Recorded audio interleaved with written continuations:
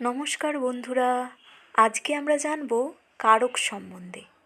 কারক কাকে বলে, কারকের শ্রেণীবিভাগ এবং বিভিন্ন কারক সম্পর্কে। যদি আপনাদের এই ভিডিওটি ভালো লাগে, প্লিজ লাইক, সাবস্ক্রাইব আর কমেন্ট করতে ভুলবেন না। চলুন শুরু করা যাক। প্রথমে কারক কাকে বলে না, কোনো বাক্যের ক্রিয়াপদের সঙ্গে বিশেষ্য ও সর্বনাম পদের অন্বয় বা সম্বন্ধকে আমরা বলবো কারক।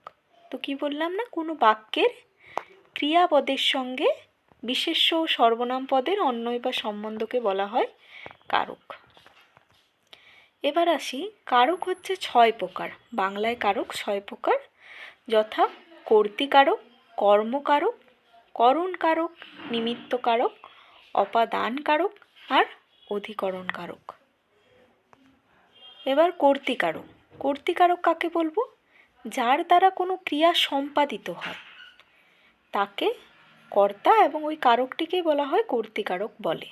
অর্থাৎ যার দ্বারা কাজটি সম্পাদিত হচ্ছে বা সম্পন্ন হচ্ছে তাকে আমরা কর্তৃকারক বলবো। যেমন এখানে শ্যামল ভাত খায়, এখানে শ্যামল হচ্ছে কর্তা আর এই কারকটি হলো কর্তৃকারক। অর্থাৎ ক্রিয়াকে যদি কে দ্বারা প্রশ্ন করা হয় যে উত্তর পাওয়া যায় তাকেই বলা হয় কর্তৃকারক।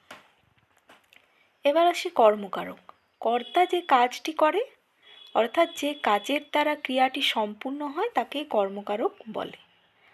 যেমন বাবা ভাত খায়, এখানে ভাত হচ্ছে কর্মকারক। যদি আমরা ক্রিয়াকে প্রশ্ন করি বাবা কি খায়, কি দিয়ে প্রশ্ন করলে যে উত্তর পাওয়া যায় সেটাই হবে কর্মকারক। তাই এটা হবে, ভাত হবে এখানে কর্মকারক। যেমন রাম বই পড়ে, রাম কি পড়ে? বই পড়ে, এখানে বই হচ্ছে কর্মকারক। এবার আসি করণ কারক সম্পর্কে। করণ কারক কাকে বলবো? যে উপকরণের সাহায্যে ক্রিয়া সম্পাদিত হয় তাকেই করণ কারক বলে। যেমন সে কলম দিয়ে লেখে, কিসের দ্বারা লেখে? সে কলম দিয়ে লেখে, তাই এখানে কলম হচ্ছে করণ কারক। অর্থাৎ যদি ক্রিয়াকে কিসের দ্বারা ইত্যাদি প্রশ্ন করা হয় সেটাই হবে করণ কারক।